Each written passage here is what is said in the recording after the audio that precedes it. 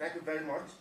Like she has mentioned, Commonwealth is about celebrating the value, everything that associates us together. And every second Monday of March, this is when we always celebrate this. The 53 countries, the members of the state, in which the United Kingdom is also a member. However, I would like to say a bit about Save the Woman that is organizing this event. Save the Woman is a lifeline for women ex-offenders. We started as an international project in 2015, and our first prison was in Nigeria, and we grew from 1 to 7 prisons now. We are working with inmates and ex-offenders in Nigeria, and we have also identified Teesside University and my sister's place as an organization in Middlesbrough, with the aim of working with ex-offenders in the northeast of England. We are using the creativity in these women into enterprise, giving them the possibility of self-employment. With overwhelming positive feedback from Nigeria, we are also looking forward to work and expand our work across community in Zimbabwe to impact more women. As we all know, Middlesbrough is classed as the most diverse in Tees Valley and is second in the entire Northeast. The BME population is over 12%, and also Africa is small in population.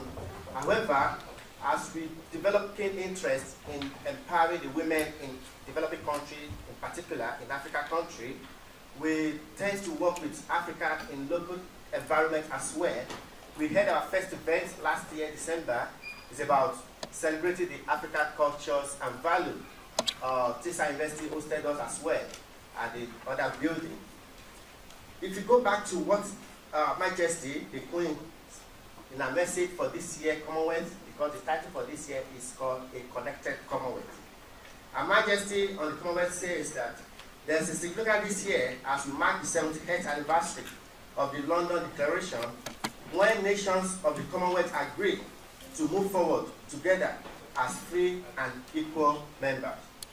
This is what it should be. And that is why we said we need to come together and see if that is what should be. Is that where it is now? If not, what do we do? And if it is, how do we strengthen that relationship within the community? How do we ensure the free, fair system?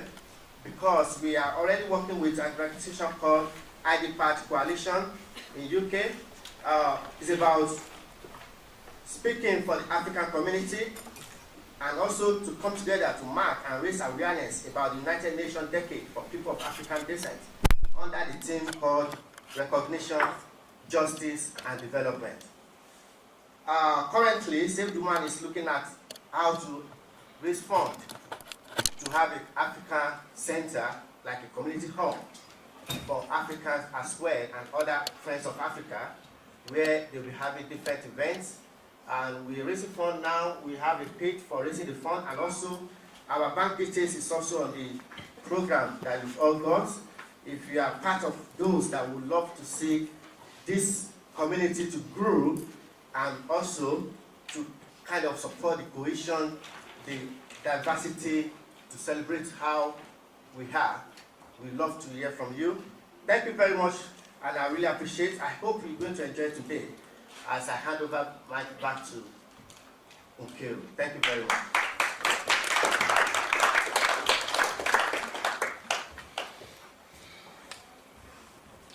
Sorry, I forgot to introduce myself the first time. I'm Nkiru Abo. I'm a student of Teesside University, MSc, Electrical Engineering. So, how brilliant, that's really great. It's wonderful when in their young ages we're able to ingrain our cultures in the little ones and the youth, and they are able to magnify the similarities we have. It's such a wonderful thing, and it's very well encouraged. At this point, I want to welcome our keynote speaker, Dr. Kendi Guantai, lecturer from the University of Leeds. Please, can we have him? You're welcome. Please, can we have him?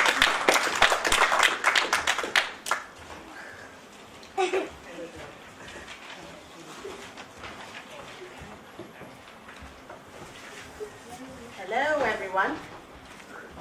Hello. Hello.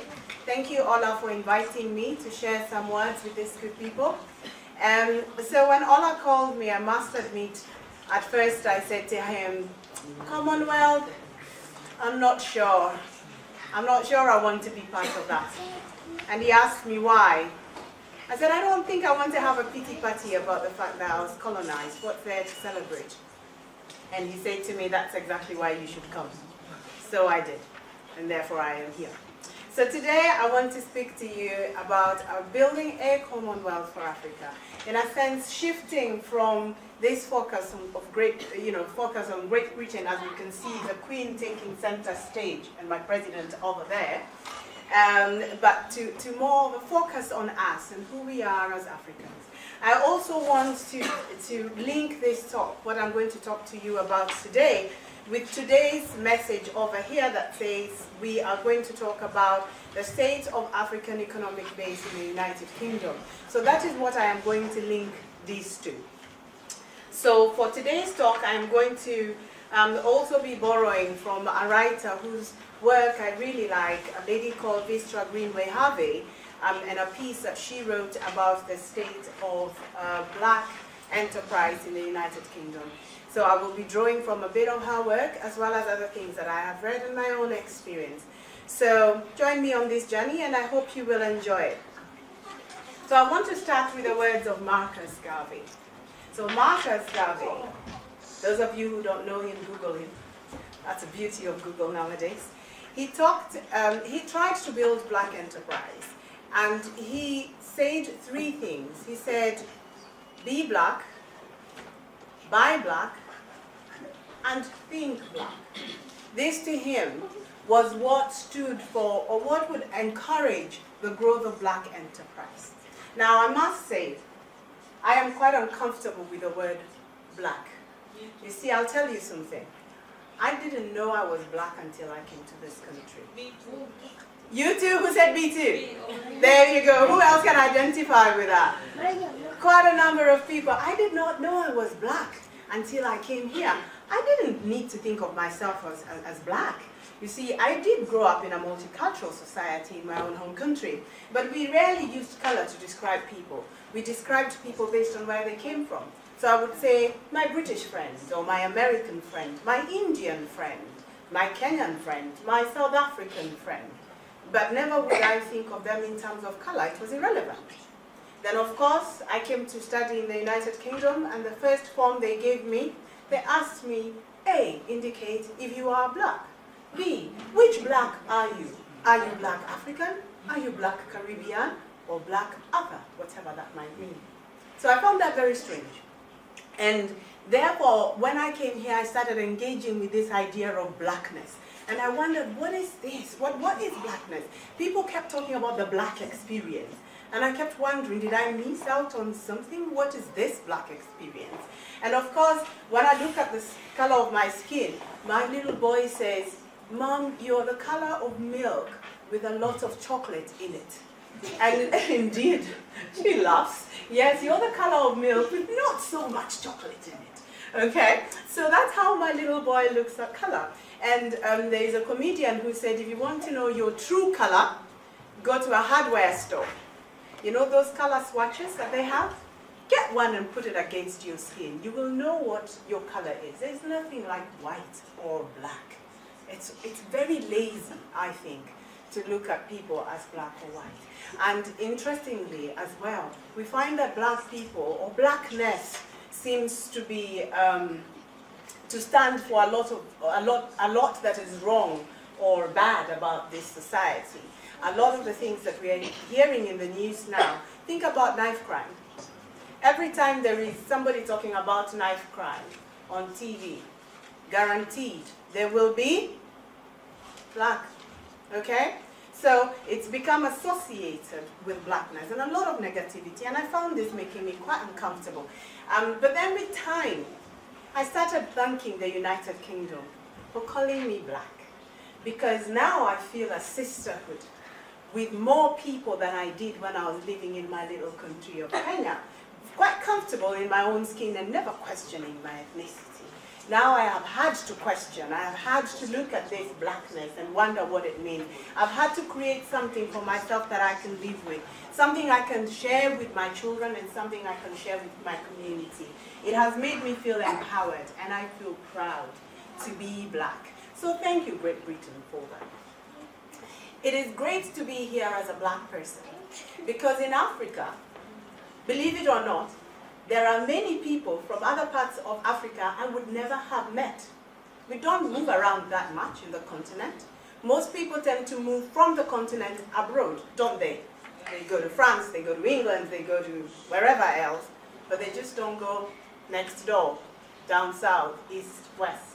But here I come to the United Kingdom and I see a Jamaican has married a Tanzanian, Ghanaian has married someone from Lesotho, and it's amazing and it's beautiful.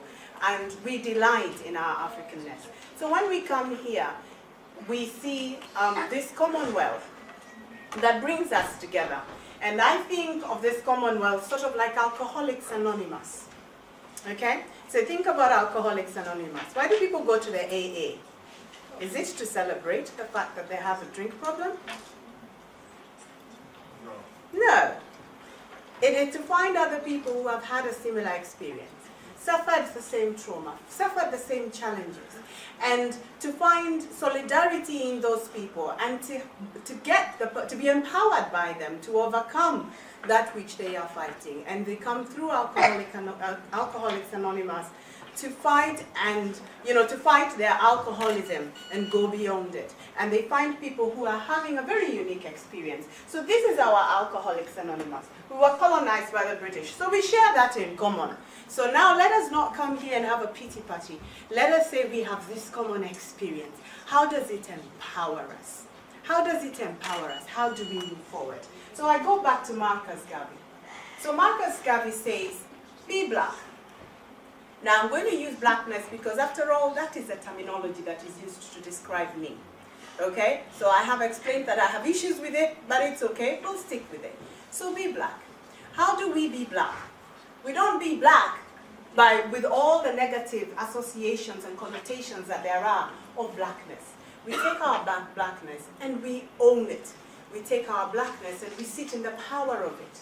We take our blackness and we thrive in it. But our blackness is not exclusive to just those who have this color.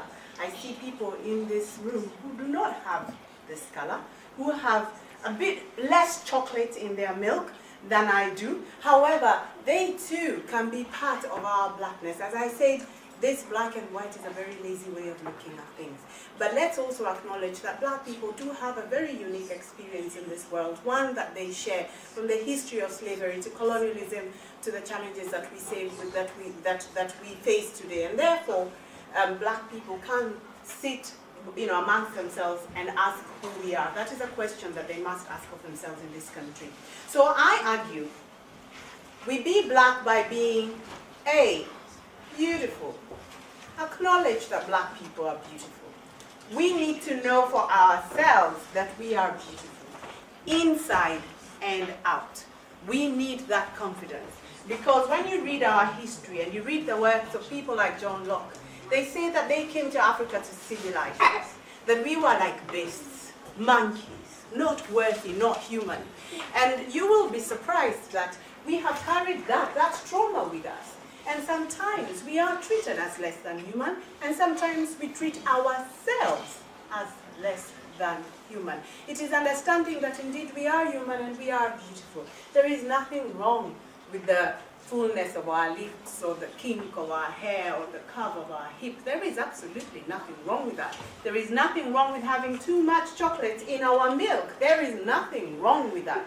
We are beautiful and we must embrace that. So that's B. How do we be black? L. We be loving.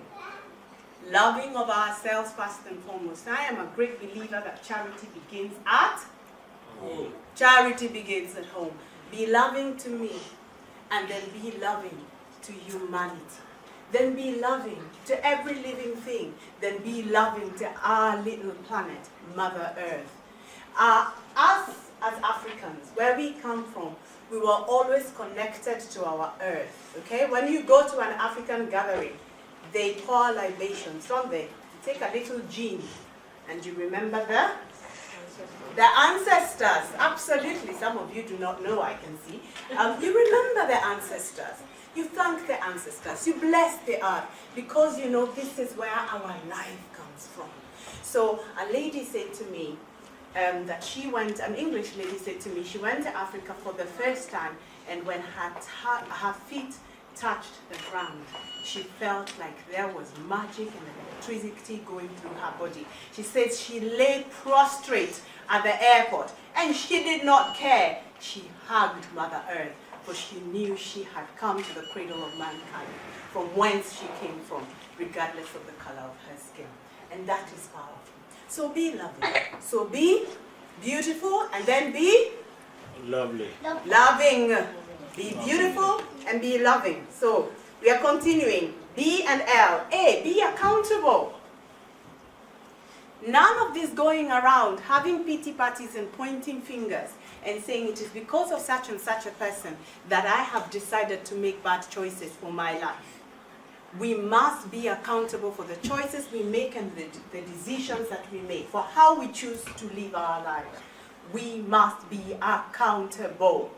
Long gone are the days when we can say, because this was done to our ancestors, we will sit here and be treated, as I don't know, I'll sit here and have the door, because after all, it's not my fault that I am here. No, they did what they did. They will be accountable for what they did. What about us? And I like that we are having images of Black Panther here, Afrofuturistic images. And the story of Black Panther was one where they said we cannot be like what they were to us. We must be different, okay? We must be different. So that is very important as well. Be accountable. Then C, be courageous. Be courageous. It takes a lot of courage. A lot of courage for the migrants, wherever they might be from, even those from Ireland, to leave your country, to leave everything that you know, everything that you are familiar with, and come to another place and start all over again. It takes courage for our Black brothers to leave the house every day. Why? Because no sooner do they step out, they are being judged. Okay, they are being judged by society, and they are guilty until proven innocent. Rather than innocent till proven guilty. You drive a nice car, the cops stop you. Why? Because it's either you've stolen it or you're a drug dealer, right? Okay? You have a nice job, and they ask you, are you the token Black? Why are you here? Every single day you have to justify that actually you are here rightfully and you have earned your place here. It is a tough life that our Black brothers live. And when they come home, it doesn't end there, because on TV, the images that they see of themselves are not images that make them feel good about who they are. And they're not images that make them look good in front of their wives and their children. So our Black brothers, I would say, it takes courage. When you see a Black brother doing well, celebrate him. I'm not saying that our sisters also don't face challenges. They do. But I would argue that our Black brothers are having it perhaps much rougher than most. And we need to acknowledge that. But we need to be courageous. In spite of that, we need to get out there and reach for that which is ours. And last but not least, be knowledgeable. Yeah. Be knowledgeable. Yeah. So, those of you who might know anything about the Bible, I'm not preaching, I think there is a pastor somewhere here, correct me if I am wrong. It says, my people perish for lack of knowledge. Absolutely. My people perish for lack of knowledge. And that has been our problem.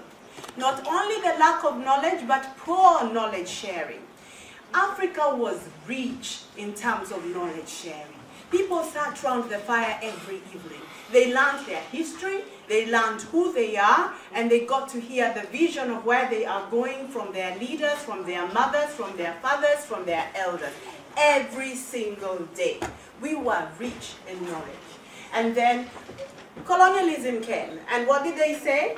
The only way to be knowledgeable. The only way I will know that you are educated is A, if you speak the Queen's tongue, and B, if you can read a book. And that book, the contents of that book, probably doesn't represent you, it's not about you, it's not for you, it's for something else. So we have forgotten how to share our knowledge. And as Africans and as black people and as African states, we must learn how to share our knowledge. That's the only way we will grow. And we must enrich ourselves. Remember I said charity begins at home. So the first bit of knowledge you need to get is knowledge of the self. Who am I? Why am I here? What is my destiny? What do I need to know so that I can fulfill that destiny? Guaranteed I would not hold the job that I hold if it was not for the knowledge that I have. It isn't because they like me very much. It is because they don't have many people who have the knowledge that I have. And therefore, they must help me. And the beauty as well of having knowledge is the fact that you can take it anywhere. And I'm talking about knowledge in anything. There isn't only one thing that you become knowledgeable in. You can become knowledgeable in anything that you choose to be knowledgeable in. And when you go anywhere in the world, that knowledge will earn you the wealth that you want. So in terms of being black, how do we be black? We be beautiful, we be loving, we be accountable, we be courageous, and we be knowledgeable. Okay? That's my interpretation and my message for you in terms of how to be black. The next one is buy black. So Marcus Garvey says, how are we going to build black enterprise if we don't buy black? Now, there is a reluctance, even amongst our own black people, to buy black, isn't it? Yes? Yes. So I came carrying my handbag today that I bought from Kenya that is leather, pure leather, handmade by lovely ladies in Kenya. Now, that bag, I carry it with a lot of pride, and I feel good about it. And I spent just probably 100 and something pounds. Now, there are people who will say to me, that's way too much money. How can you spend that much money over something handmade by people, by village women sitting wherever? How much do you want me to pay them? Should they not earn a living wage? But somebody will not buy, I'm now talking about our own black people, will not buy a pure leather bag, stuff of quality, lovingly made by the hands of our mothers as they sit on their mats and talk about their children. They will not see the value in that, but they will go and spend £500 on a Michael Kors bag that is mass-produced and made of something that is man-made, that is not even really of very good quality. What does that say about us? What does that say about us? So, and when we do buy black, sometimes what we do is that we ask for mates rates, isn't it? Give me a discount. Oh, my sister, that is too much money, eh? I'm your friend. Give me 20% off now, isn't it? So I have a friend who owns a club in Leeds, an African. And he was saying to me, the biggest problem he has from his black brothers and sisters, they show up at the door and they ring him from the door and they say, John, we are outside here, eh? Can you come and let us in? Because they don't want to pay the £5 to get into the club. This is the £5 that he uses to pay his bouncer at the end of the day. So they get in for free. Okay, and then they get in for free and they say, this whiskey is too expensive. You know, at Sainsbury's, I buy it for half the price. Why should I pay you that much, right? And they become naughty enough to smuggle the whiskey in their bag. So that when they get to the counter, they say, I'll just have Coke. I'm only drinking Coke. They get the Coke and pour their whiskey in secret. They have not paid at the gate. They refuse to buy his alcohol. Yes? And they expect the guy to be in business. Pray do tell. How?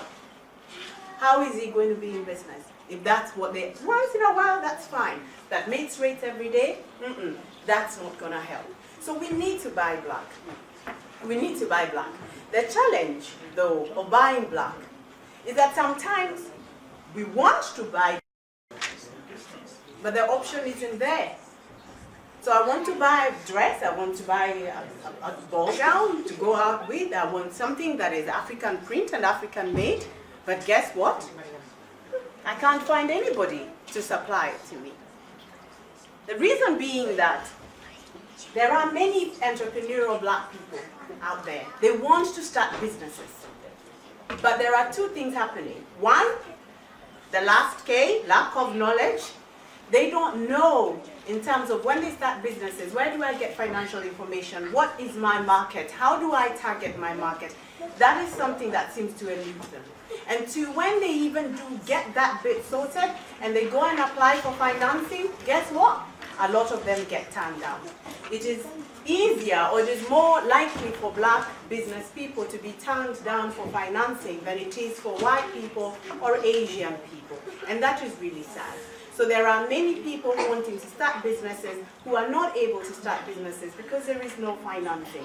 And then there are other people, they get turned down when it comes to looking for finance. And then there are other people who just do not know what financial options there are for them. So I say again, go back and look for the information and push and challenge.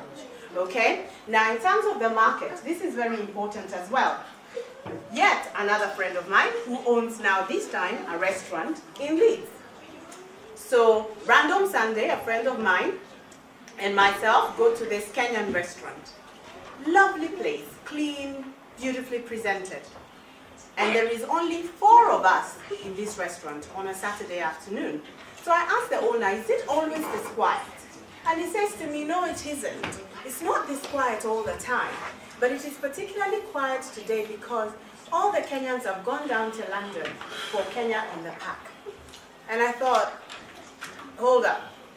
You've opened a Kenyan restaurant just for Kenyans? Does that make sense? Have you ever heard of an Indian restaurant just for Indians? Don't you all go to Indian restaurants or get Chinese takeaways? Imagine if the Chinese just open Chinese restaurants for just the Chinese, Indian restaurants for Indians. I mean, where would they wouldn't make money. There aren't enough black people here. And then after that, you've gone and said, not just black people, we just want Kenyans. Come on, that's never going to work. You need to be open and diversified. You live in a place where there are people from all over the world. Use that as your strength. Don't let it be your weakness. So knowledge, get your knowledge in terms of your marketing and financial information. And yes, we know it is challenging for us to get finance, but there are financial products out there for us if only we look for them. And alternative sources of financing as well. Don't just rely on the banks. There are other ways to get your finances sorted. So don't let your dream die just because you believe that there isn't something out there for you. So that's a challenge. But what's the opportunity? So the opportunity lies in the last thing that I'm going to talk about and the third thing that Marcus Garvey says. He says, think black. Think black. Knowledge is power. Now the ability to think, the ability to critique, the ability to question makes that power much more meaningful for you. So think black. What we need to do is to not just sit there and feel, oh yes, all of these bad things have happened to us.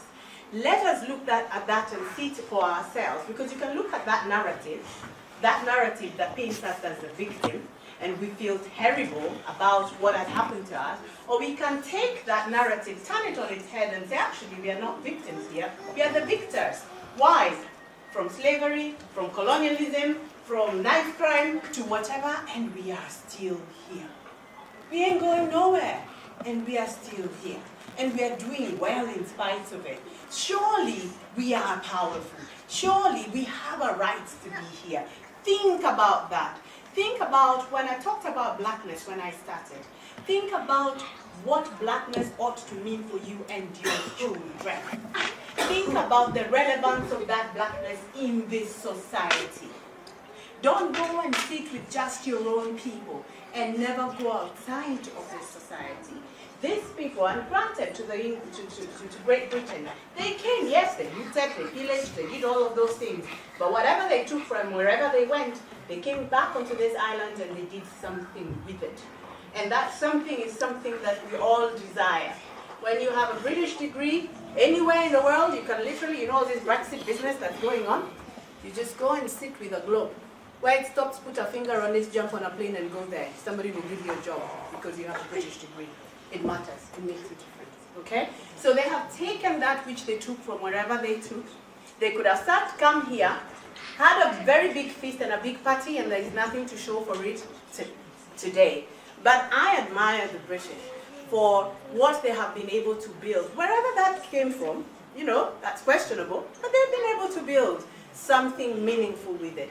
And I love that I can walk on a bridge and it's over 100 years old, and I think to myself, wow, how did this person design this bridge without computers? And you know, it's amazing, and we have a lot that we can learn from being here. We are fortunate to be here, number one. But number two, we have every right to be here. Let nobody tell you otherwise. This country is built on the blood, sweat, and tears of our ancestors. So this is not, it's not a privilege in the sense that it's not, no one is doing you a favor. So what I would say to you is, though you have a right to be here, you're not here to then destroy, you're not then here to break the law, you're not then here to not add value. When you are here, think of yourself first, then your family, then your community, and your community includes all of those people who live around you. So again, the words of Marcus Garvey: be black, buy black, think black, sit in your power. Okay, sit in your power, love yourself, be courageous, and know that from your own power we can grow our black enterprise for it to be what we want it to be. Thank you very much.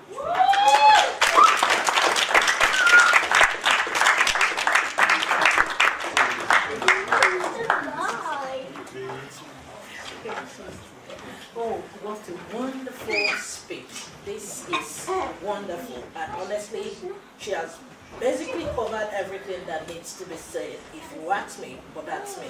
And we're going to have a question and answer session, because what she has said, it's just too much. I don't know. I really applaud you for that, Doc. And I actually want to say that it has to start from the home. It really has to start from the home. Teaching the children who they are, making them confident. A confident child grows into a confident adult and will always want to protect his or her reputation. And you'll find out that with that, there's going to be integrity, and it will cut across every ethnic group, every race, every country. I don't know how to put that, but it's going to be something that is inherent eventually and will give us a much, much better society. Thank you very much. We're going to have question and answer session now. If there are some things that are not clear that you want to ask her, that you want clarity, or maybe there's a contribution actually that you want to add to what she has said before she takes her seat again. I don't know if anyone has a question.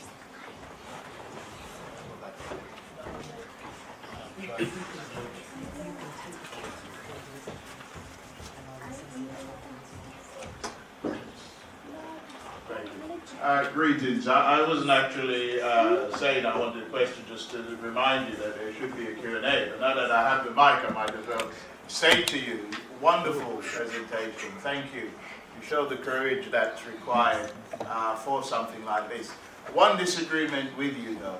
I'm sorry. I think it does matter about visa. It does matter about being asked to pay for visa for people from the Commonwealth. And worse, I think many of us did it with pain, resistance and resentment when we were asked to pay retrospectively when we were already in the country. So I do think that that ought to be something that people should look at, that there was a hostility, an hostile environment that existed long before Theresa May and others coined it, because it was doing things like that. But let that take nothing away from that. It's wonderful. Thank you. Thank you very much. I would agree with you that it does matter. But what I meant is that right now we are not in a position to immediately change it. And not only did we have, yes, I understand what you mean by retrospectively having to pay, but I remember even for myself, I was on a work visa till just a few years, well, till very recently, and they made me pay healthcare surcharge. Does anyone have to pay that? Healthcare surcharge, where you pay for the NHS before you have used it. And I was already a high rate taxpayer, and I had been paying taxes in this country for 13 odd years. But they made me pay for healthcare and pay my taxes. So it doesn't feel very nice to be able to do that. But then what I do is that I say to myself, in spite of all of that, you know, here I am, and I am making a contribution and making a life for myself. Isn't that amazing? So I agree with you. I think we should find that, and I think those people who are in a position to influence that, they definitely should. And especially as members of the Commonwealth, we've paid already tenfold. Why are we being asked to pay again? Yeah. So thank you very much for that. Wow. Wonderful. I don't know if there's someone else that will have a contribution to make or a question while she's still here. Anyone else? Okay, fine. Okay, great. Thank you. Oh, you have a question? Okay. Right, I thought you were done. Yes. Okay, thank you very much for your contribution. So, just to shift the perspective a little bit, it's interesting that you have come to accept the description of black. I'm in the position where, because black has no location, particularly, I've become quite frustrated with it. And in the arts, there are amazing young people, third generation people in descent who are contributing to the arts. So for me, I feel like there's a necessity to make a link to contemporary African continent and actually find those real locations. Because at the end of the day, the term black makes me feel very vulnerable to all those things you've said about being associated with all the negative connotations which black throws up. Whereas the recognition that we are located somewhere, whether it's in Jamaica, whether it's Nigeria and Ghana, somehow that geographic location fixes us, roots us, and that's where I would like to see the younger generation going, making those contemporary links between being third generation, fourth generation UK, also respecting the heritage that is available to some young people of African descent who have immediate links to the continent. Because I think that probably in the 70s and 80s, there was a real sort of contention between Caribbean people and African people. But I think that gap is closing now. Because my own son, sometimes when he sees his peers who come from immediate African families, when my son sees the work they're doing, my son says to me, where is our culture? Because he sees with his contemporaries what they're doing and how they're actually reaching into their cultural heritage. So I think that in celebration of the closing of the gap between the Caribbean, African continent split that's closing here in the UK, I'm very much hoping that we can actually root ourselves in geographic locations. Fantastic. Thank you. I actually believe that I don't know if to call it emancipation of Africa and the African people and people of African descent will come from theatre and the arts, not from politics. When I was growing up, when I came to this country the first time, some of my Kenyan friends said, you're going to England. There are lots of Nigerians there, and you know you can't trust them. So don't hang out with the Nigerians. And you know, there was this deep mistrust. And the thing is, a lot of them had never met a Nigerian in their lives. So where were they getting this from? Media. Exactly. Yeah. Media. And when I came here, I immediately moved into an apartment. I had 3 housemates, and guess where they were from? Nigeria! There you go. So, at the end of the day, we realize that we are more alike than we are different. And that celebration is something that you know, and I know that in Kenya now, we have a lot of collaboration, for instance, in art, in music. We have a lot of collaboration. In Nollywood, there is a beautiful series where, you know, Lupita Nyong'o, who was in Black Panther. So Lupita started off acting. She was in this series called Sugar. And Sugar was shot in South Africa, in Joburg, in Nairobi, Kenya, and in Lagos, Nigeria. How beautiful is that? It showcases our country, it shows our young people we are more alike than we are different, and that is rich. In terms of the Afro-Caribbean thing, I have one of my closest friends is a lady called Zena Broderick, an amazing young woman. And we had very honest conversations. And she was saying to me, you know, thinking about Africa, you know, we had very negative ideas. We thought all African people are poor, they live in mud huts with grass-thatched roofs, you know. And now she sees a different part of Africa, and she embraces her African roots. And that is absolutely outstanding. We in Africa sort of didn't, my mother, for instance, doesn't really think that much of the Caribbean. The history that she was taught doesn't tell her that much about the Caribbean. So it was in coming to this country where she rubbed shoulders with people from the Caribbean, and she was saying, and then it dawned on her what slavery was. So it dawned on her what that history was. It was not something that she knew, and a lot of people in her generation in Africa will not really know that much about that history. But coming here, she now knows it. So I think there is quite a lot of richness in that too. And in terms of place, we are finding, and especially the African Americans, have decided quite firmly that the place is Africa. So they don't have to go and look anywhere else. They know the place is Africa. That is home for them. Wherever it is they are. There is a festival that they have, Christmas. I don't know if you've heard of Kwanzaa. The Kwanzaa festival. Kwanzaa means beginning in Swahili. And they have, I think it is 7 tenets, I can't remember, that they say coming. 26th to the 1st of January. 26th of December. Yes, yes, absolutely. So they do, is it 7 days? Yeah. 7 days. And each day they celebrate something, unity, love, peace, and so on and so forth. And that's absolutely amazing. It's bringing people together regardless of where they are from. As long as you are black, identify as black, or, you know, then you have that rooting and the continent and something you can call your own. Okay, so I think that's a very good point you made. Theater and the arts is where it is. Thank you.